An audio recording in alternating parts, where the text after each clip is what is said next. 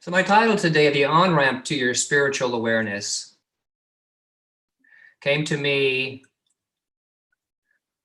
out of my childhood, which, if you know me at all, I take a lot of my early doings, believings, and I look deeply into them and see how they affect me today and how they've supported me towards where I am today. And so this comes out of my love of Tonka trucks and creating in my own backyard highways and byways and on-ramps and off-ramps out of materials such as a bucket, water, and dirt, creating roads and so forth and pathways. And so my journey has always been about creating the path. And so the idea of the on-ramp is to elevate, to rise up above the fray, to lift us, to lift up, to see from that space and place. And spiritually, it's to be aware of the ups and the downs and the busyness that can be created in life, and how we can get caught up in this life, in all of that confusion, in all of that conflama. And so I bid you a good journey today as we move along on this ramp of spiritual awareness. So I wish you good morning again, beloveds. And I offer you a loving embrace from my heart to your heart. And I recognize the absolute divine nature of every human soul, because we're designed to be and living in divine companionship. Perfect God, perfect man, perfect being is our premise and our promise. Even in the midst of dramatic contradictions and emotional controversies. And haven't we had a few here in Butte County and in the world? From the campfire of November 2018 and its effects on our city and county in Northern California, to the entire globe that is in the midst of a big one. It's a big one, with the coronavirus. It's a big one. And they say it's highly contagious. But I think the bigger one that I've noticed is fear. It's a more universal virus that has risen up. And I saw it when, in a matter of days, as this pandemic was being known in a greater way, life changed as we knew it. And it changed dramatically. Life became one cautious moment. The entire human race was on high alert. The world literally stopped. And so I stopped for a moment and I thought, well, going back to my childhood, just for a moment here, growing up in the desert, Southern California, it reminded me of the desert tortoise. When threatened, it draws into its own shell. We did the same thing. we were told to shelter in place.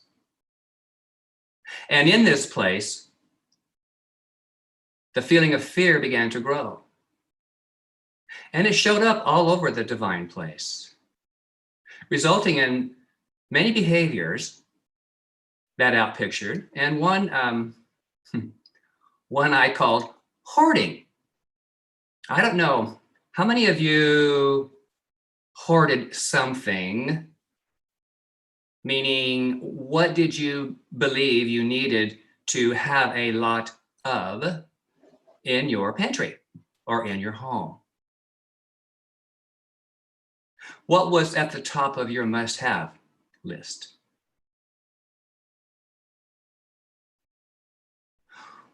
Well, I noted one of my shopping trips through the grocery store, down the paper goods aisle, that I did not need those products that day, but I was curious, so I walked the path, the paper path. And coming towards me was a wife and a husband. The wife said, "Oh, honey, here's some paper products." And her husband did the happy dance. He was dancing around, doing all kinds of, and I thought, wow, look at how happy he is to have something basic and simple and so needed, I suppose. But it brought me such joy to see him so happy. And so I just ask you again, what's at the top of your list? What was that item or those products? I did hear that a lot of adult beverage materials have been sold. And so there you are. You just I know you have a list, and I'll be able to see what that is at a later date. As a minister of this teaching, the science of mind, I've studied and taught classes relating to issues of lack and limitation, noted as arts of abundance, some of those generous classes of understanding what your beliefs are about prosperity and so forth. And what I know as a spiritual truth is noted in the Science of Mind textbook, and it's on page 557, third paragraph, and I quote, "Nothing but lack of faith can keep my good from me, for I am one with the universal essence of life, or spirit, and its substance will manifest in my experience as I believe." So as I believe is how this life works. And what I also have noted in my observation of this whole experience of pandemic is that we are witnessing a most profound demonstration of race consciousness. We all got on board. The entire planet got on board somehow to this emotion, to this energy, to this, and I'm not calling it anything other than on time or perfect next step, because as a result, I feel that our faith has been exposed. What we truly believe about life and ourselves has come up. And it's come up like a volcanic eruption many times. The lava's flowing, and it gets to relieve itself of the underlying pressure and to have itself be seen and examined. And we get to, as a whole world, we get to fall into this new way of being, this new way of living, And so I offer two questions to you around all of this. How are you feeling right now as you move through this? How are you feeling?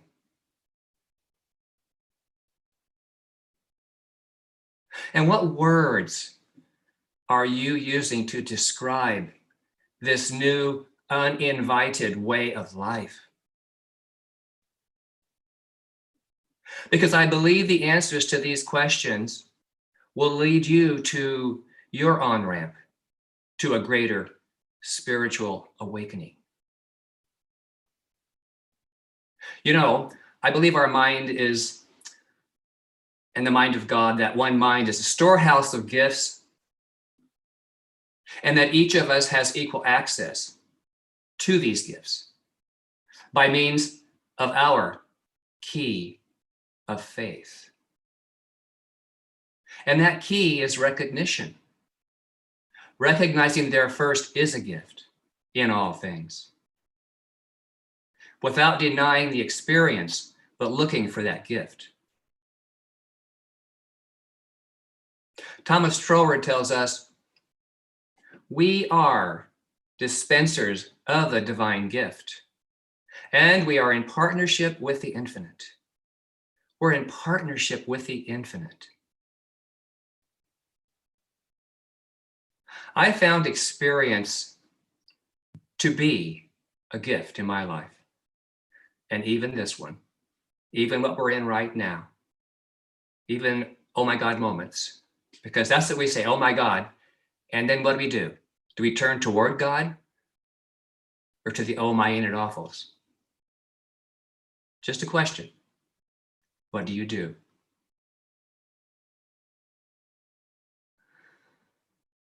Now, there are times when we may not know what that gift is or could be. But as we become more mindful of the words that come up and the words that we use and how we see and treat others, therein lies an opportunity for us to realize what that gift is, what that gift is. Well, in these past few weeks of slowing down and physical spacing and wearing of a mask, my awareness of others has expanded. So think about this. There is a person standing 6 feet away from you wearing a mask. When you look at their face, what can you see?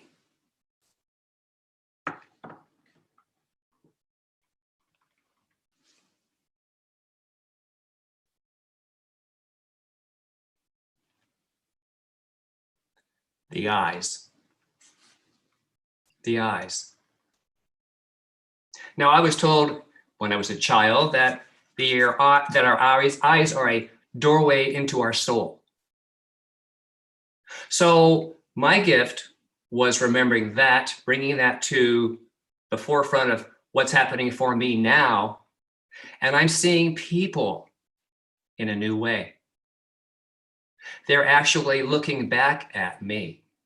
We can't smile, we can't frown, we can't stick out our tongue, we can't do all those other forms of expression. So we get to look at people. We get to be seen by people. This is a gift. This, for me, is a gift. I live in a neighborhood with lots of young stay-at-home kids, like many of you as well. And as you may know, if you have children or have children around you, they are so filled with enthusiasm right now. They are so energized. They're playing basketball. Oh my gosh, it's a great neighborhood. Well, on Palm Sunday, there was a hand-colored note on my front door, which read, "Look for your Easter surprise." And lo and behold, 3 of the neighborhood young ladies had created a pattern of a stained glass window in chalk on my driveway. Isn't that lovely? And 2 weeks later, also on my driveway and in chalk, were these words: "You are good people." It just makes me so full of the goodness of life that children show us. That there is good and good people all around us. And not that I was doubting it for myself, but it was such a heartfelt, emotional trigger for me, a reminder more deeply of the true nature of all of us. This was a real gift.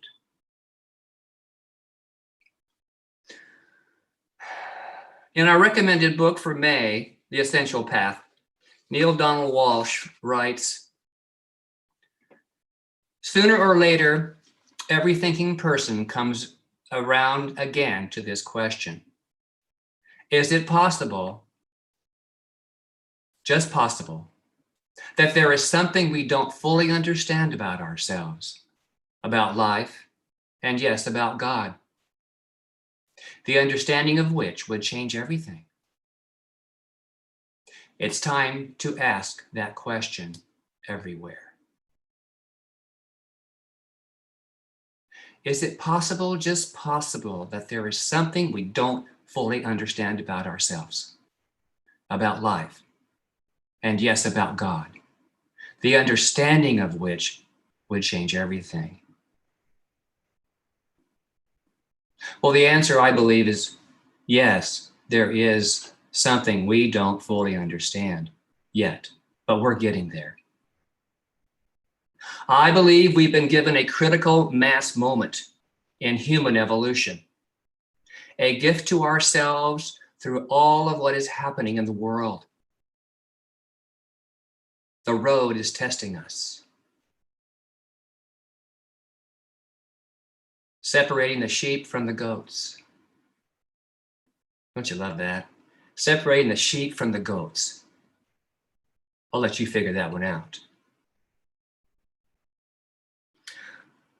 You know, sometimes it takes something big, call it an act of God, whatever it is, to open us to change, so we are able to say yes to a new path.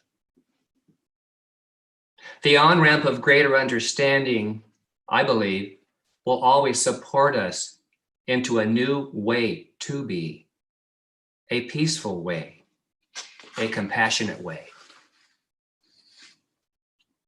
Now is the time for a new beginning. And now is the space for new awareness. Now is the pause in the human conditioning of separation, comparison, conflict, and fears, so that the greater love of spirit is set free to be itself. How many are on Facebook? From time to time. I came across this, and it came to me. There's no separation. Last week, and it's this: also contagious is kindness, patience, love, enthusiasm, and a positive attitude. Don't wait to catch it from others. Be a carrier. Be a carrier of kindness and patience and love, enthusiasm, and a positive attitude. We need that in the world today. And once we get it, I do hope and I do trust that we will keep that new way of kindness and patience. Now is the time to deepen the connection with your spiritual self by remembering the gift your presence brings to all others. And so, beloveds, I really honor all of us for staying the path, for being in spiritual process, for our being here together with each other, supporting and loving, holding from a distance, attempting to release fears, and sharing from the heart, looking right into others' eyes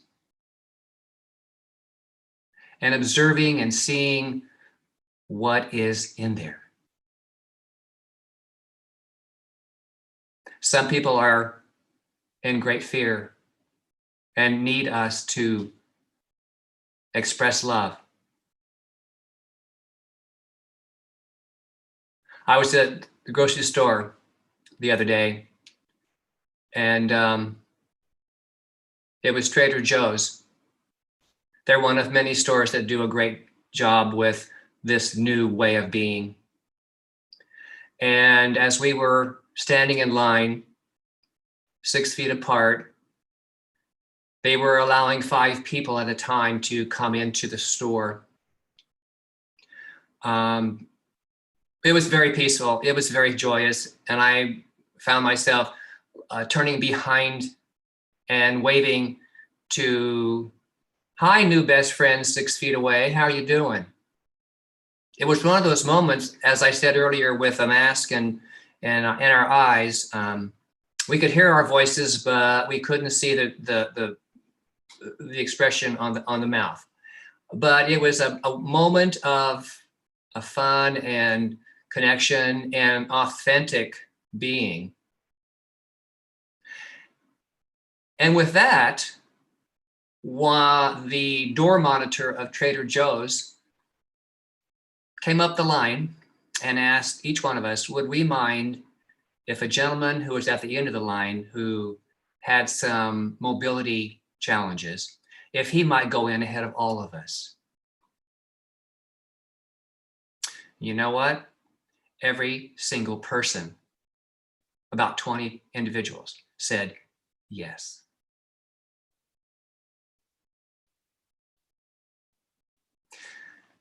The gifts of life are everywhere. And keep your eyes open, keep your heart open to recognize those and appreciate those and share those as I'm sharing this morning. There's nothing too small or too great in spirit. And so the more we share what's possible, the more we open our hearts to the love that surrounds us, that is us, the more it will be demonstrated throughout this life and this experience that we're in now. And so as I end my lesson in love, I share the words spoken by Dr. Ernest Holmes during his sermon by the sea. This is what he said. We are in the spiritual bath of peace, the spiritual bath of the peace, the baptism of the Spirit. Not through me, but you to me and I to you through each other. The revelation of the self to the self. We go back highways and byways of life with something so great that never again will anything be quite the same. A little more light shall come, a little greater glory added to the glory we already possess. A deeper consciousness, a higher aspiration, a broader certainty of the mind.